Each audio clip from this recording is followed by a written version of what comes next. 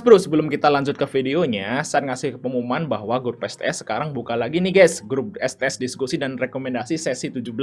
Nah, itu aktif di bulan Januari, tanggal 1 sampai tanggal 30. Bagi teman-teman yang pengen dapat rekomendasi saham yang menarik di swing, ODT, dan scalping jika market mendukung, Mas Bro bisa gabung aja. Kontak saya ada di deskripsi guys ya, donasi hanya 100.000, langsung kontak aja karena pendaftaran ini ditutup akhir Desember 2022.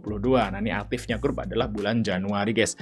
Nah, ini adalah contoh menu-menu yang ada di STS. Kalau misal Mas Bro masih belum paham, Mas Bro bisa lihat videonya di atas. Nah, lihat dulu itu video di atas. Oke, kita lanjut ke videonya, Mas Bro. Assalamualaikum Mas Bro, yuk kembali lagi kita di Fajar Daily, dan kali ini kita akan bahas IPO lagi. Kalau kemarin kita bahas bimbel, sekarang kita bahas wine. Nah, PT Henten Bali. Sektornya consumer cyclicals, periode bubilnya tanggal 19 sampai tanggal 22 dan harganya sekitar 100 sampai 150. Nah, ini adalah perusahaan minuman keras juga, tapi ini wine. Beda dengan bir, nanti kita bandingin sama bir, guys. Nah, kalau bir itu bisa dibilang gini ya, secara singkatnya tuh gini. Sama-sama minuman haram, tapi kalau bir itu atau produknya Taptikus itu kalangan atau istilahnya itu konsumennya itu kalangan menengah ke bawah. Kalau yang wine ini kalangannya menengah ke atas. Jadi kalau wine ini dia itu dijualnya di hotel-hotel dan restoran-restoran. Nah, kalau Taptikus ya atau bir kodenya itu dijualnya di warung-warung emperan lah seperti itu guys ya. Jadi istilahnya kalau misalnya habis minum wine ya PT Henten Bali tidurnya itu di hotel. Nah, kalau habis minum Taptikus tidurnya di jalan Tengklesot Hot guys. Nah, gitu guys ya. Nice, kita lihat langsung aja guys ke sini guys ya. Bagi teman-teman yang istilahnya wah nggak akan dukung saham dengan berbasis alkohol, ya udah skip aja deh video ini deh. Nah, saya akan bahas doang di sini guys ya. Di sini kita langsung lihat aja bagian dari UE-nya dulu, prospektusnya. Jadi UE-nya adalah NH Korindo. Nah, UE-nya NH Korindo. Dan yang terakhir itu NH Korindo itu ngipoin saham IPOS ya. Kita lihat IPOS di sini. Semakin banyak ya saham-saham alkohol nih. Lama-lama nih nambah lagi nih. Nanti pada nyusul teman-teman alkoholnya mau IPO ya, mau nyari duit dari teman-teman semua buat ngembangin usaha. Buat ngembangin usaha mirasnya. Wah, ngambil duit dari teman-teman semua, guys. Nah, kita lihat di sini IPOS arah 2 kali ya. Tapi ini kan dia akselerasi ya. Oke, terus selanjutnya adalah ini Siko. Siko bagi dua. Enak di trading ini saham nih. Nah, Siko langsung ambrol. Sebenarnya sih sempet naik nih guys, Siko ini guys. Jadi ini modelnya kayak Prai, saham Prai kodenya. Di hari pertama sempat naik mungkin sekitar 15 atau 10%, tapi langsung dibawa turun. Oke, terus selanjutnya adalah Net TV. Wah, Net TV ini mantep nih. Net TV ini mantep ya karena dipom-pom itu ya. Arahnya berjilid-jilid. Oke, terus selanjutnya adalah Semakom. Kita lihat Semakom di sini arah 2 kali. Terus apalagi? Kita lihat Thais WGSH. Thais. Agak ada warnanya guys yang ini guys sahamnya guys. Nah, Thais ini bisa dibilang naik dikit ya, langsung ARB. Tapi dia ditariknya di akhirnya naik ya kayak gini ya. IPO turun dalam, habis itu naik ya. Jadi kalau teman-teman yang hold dari IPO ya cuannya sekarang. Tapi kalau IPO Hunter ya udah cut loss kan gitu.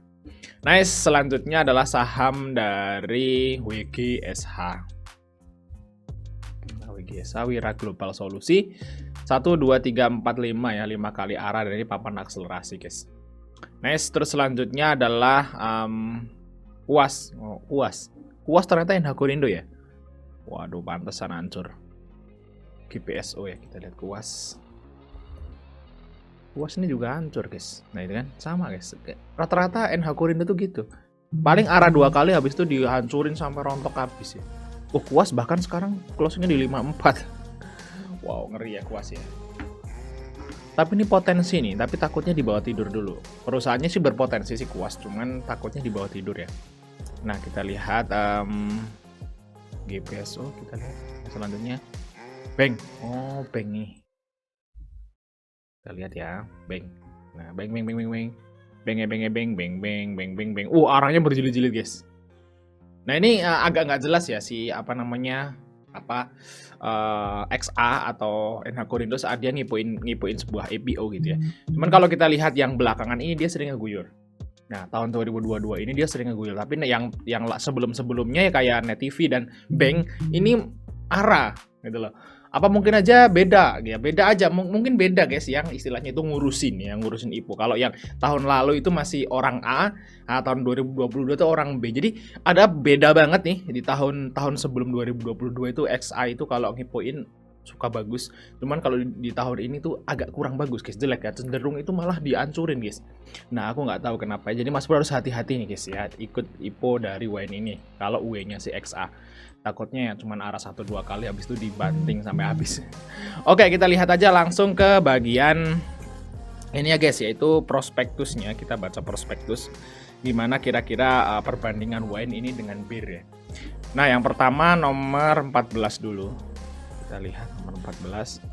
Nah, ini adalah struktur permodalannya atau pemegang sahamnya. Kita lihat di sini untuk Ida Bagus Rai PT Gotma Putra. Jadi istilahnya ini punya orang Bali, guys. Jadi kalau WIN ini khas Bali. Kalau BIR itu dia khas Sulawesi ya, seperti itu. Mana ya? Lupa saya BIR itu. Sulawesi mana ya? Sono lah pokoknya. Nah, kalau WIN ini Bali. Kita lihat di sini biasanya sih kalau yang minum WIN itu bule-bule ya, atau orang menengah ke atas lah ya, seperti itu. Karena bahannya kan anggur gitu. Nah, kita lihat langsung aja nanti masyarakatnya 25% guys. Ya, 20% masyarakatnya. Terus kalau kita lihat di sini untuk asetnya. Nah, total asetnya ini sebenarnya ya bisa dibilang aset lah, total aset ya guys. Nah, cuma asetnya. Ya sebenarnya naik, cuman nggak begitu signifikan gitu guys. Cenderung malah hutangnya yang naik. Nah, kalau kita lihat di sini, sorry aset lancar ya. Hutangnya ini naik sebentar ya, gimana ya? Jumlah liabilitas. Nah, kita lihat di sini ya. Hutangnya itu terus naik, lumayan tinggi naik terus ya. Hutangnya naik terus. Cuman equity-nya ya naiknya sedikit. Jadi istilahnya justru dari total aset itu hutangnya nambah. Nah, kita lihat di sini ya. Kenapa hutang dari WIN ini terus nambah? Nah, kita lihat dari profit guys. Nah, dari sini guys, dari laba rugi ya. Laba rugi tahun berjalan. Ternyata di tahun 2020-2021 itu WIN tuh rugi banyak. Kenapa? Kenapa alasannya WIN rugi banyak? Sedangkan BIR untung gede. Sama-sama minuman haram, ya, tapi WIN rugi tahun 2020-2021, bahkan awal 2022 mungkin juga masih rugi.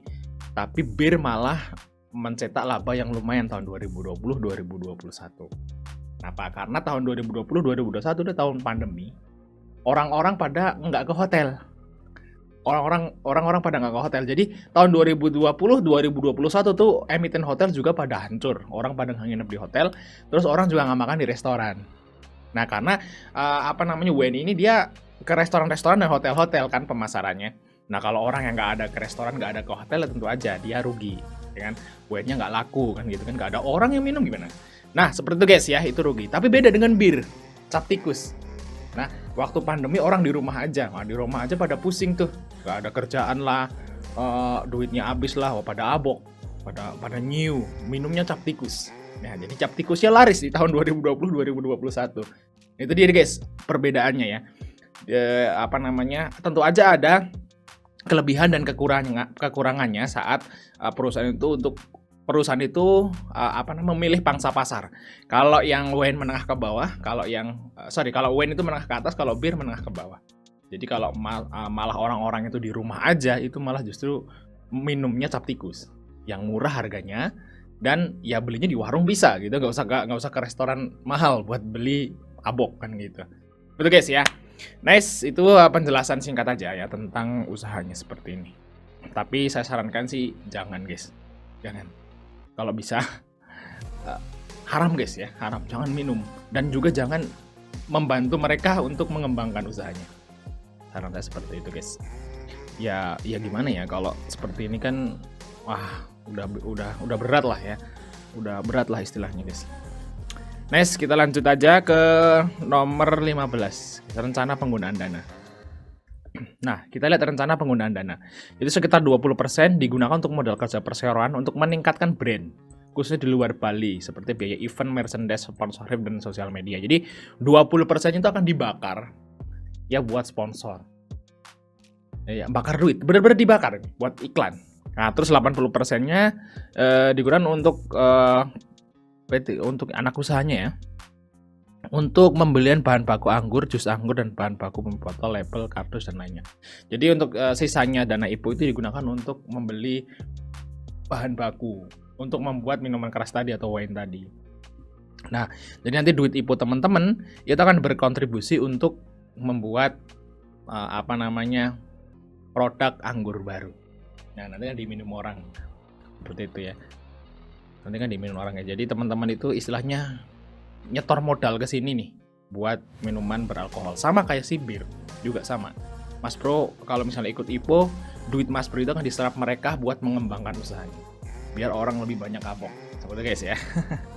Oke, kita nomor 16 guys. Nomor 16 ya. Nah, kita lihat nomor 16 dari Aset Lancar. Nah, kita lihat di sini. Oh, udah ya Aset Lancar ya. Udah guys. Udah ya. Ini udah kita baca tadi asetnya. Terus nomor 20 sekarang. Nah, ini adalah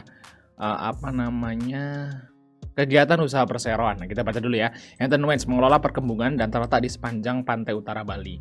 Dan dia itu memang punya beberapa hektar, guys, ya, buat ditanemin anggur. Anggur hitam lokal jenis Alpoho. Nah, ini kan kalau wine itu dibuatnya dari anggur. Walaupun dia abok gitu ya. Abok, tapi aboknya itu ya saya nggak muji sini ya. Ya sehat lah seperti itu. Abok sehat ini, abok sehat gimana sih? Aduh, ngomongnya gimana sih? Abok sehat gitu ya. Nggak kalau yang abok yang aneh-aneh gitu ya. Alah boy. Cuk.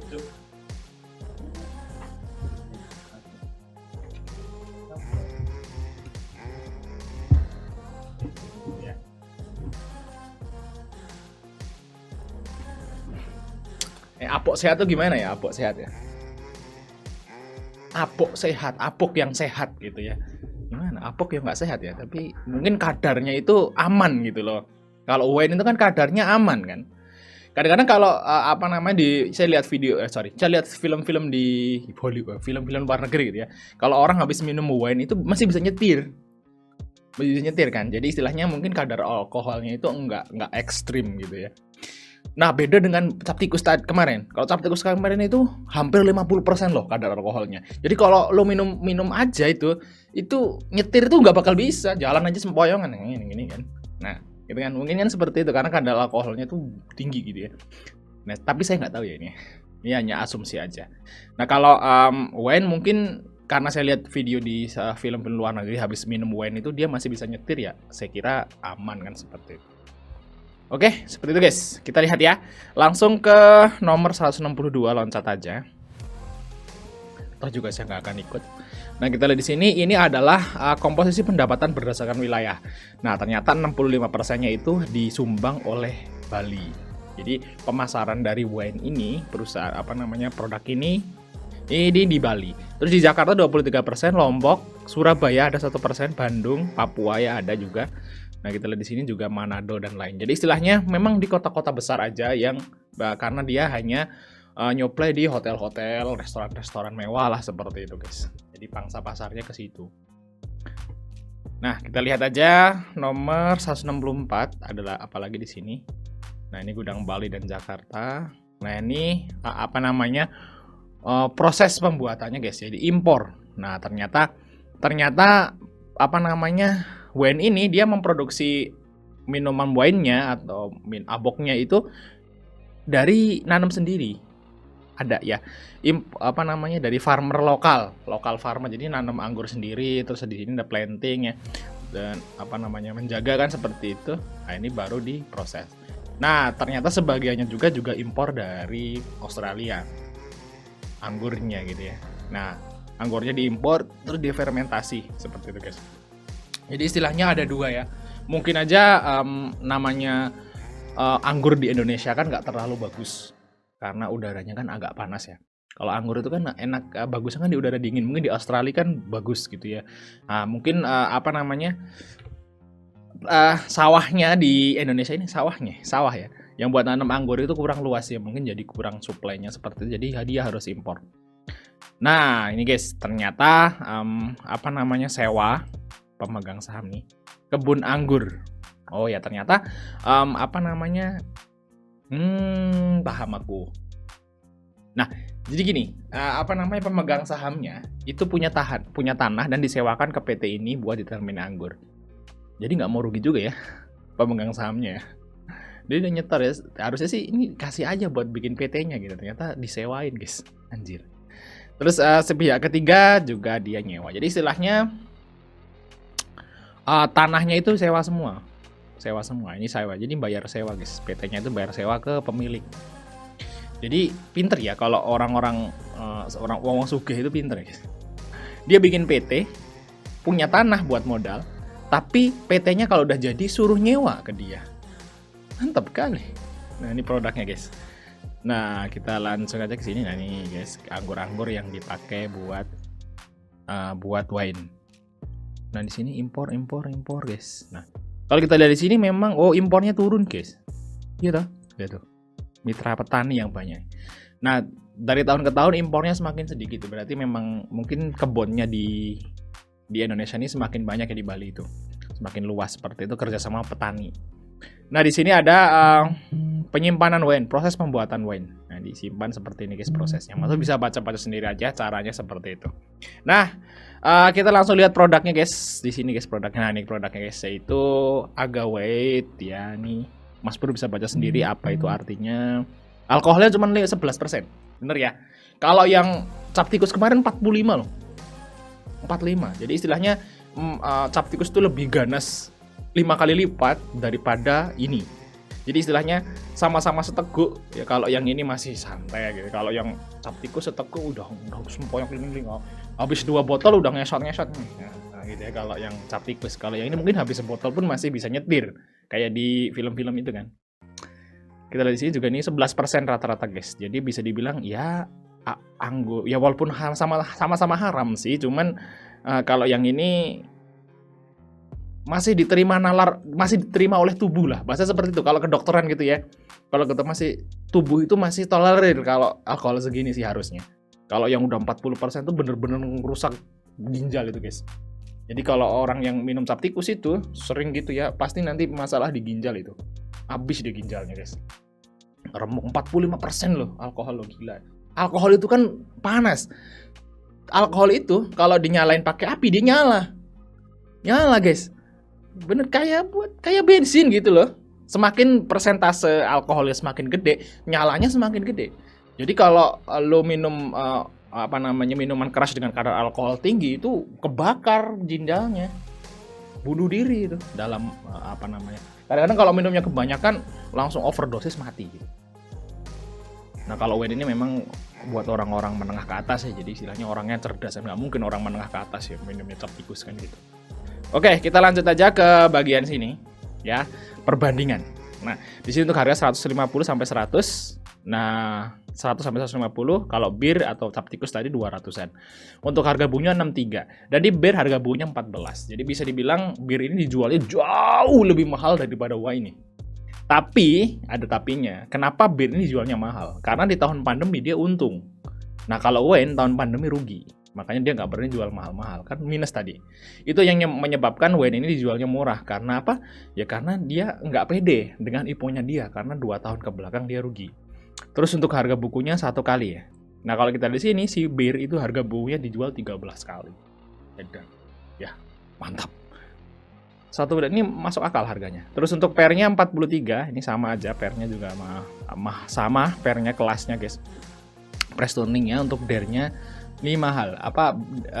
Ya itu dia wine kenapa dijual murah ya karena memang dia rugi, hutangnya gede gitu ya. Kalau bir dijual mahal dia itu untung, utangnya kecil gitu ya. Terus untuk ROE-nya seperti ini. Guys, ROE-nya jauh lebih besar bir. Jadi keuntungan itu jauh lebih besar bir. Kenapa ya? Ya karena dia untung aja gede gitu. Modalnya sidik dijualnya mahal. Kalau bir itu cap tikus itu guys. Modalnya sidik cap tikus kayak cap tikus harganya berapa? Kata saya dengar-dengar 60.000 ya sebotol. Itu modalnya paling berapa guys? Nah kalau wine ini memang bener-bener dia itu istilahnya itu bener-bener anggur yang dibuat guys. Anggur harus fermentasi, orangnya juga yang buat banyak karyawannya, harus ditunggu gitu kan, baru bisa dijual. Nah kalau bir campur cok. masukin set. Ada alkoholnya berapa nih? Wah, nggak peduli, jual aja. Nah, itu kan. Overdosis. Itu guys ya. Oke, ya mungkin itu aja yang dari kita Mas Bro. Jangan lupa untuk like dan subscribe. Sampai ketemu di video berikutnya.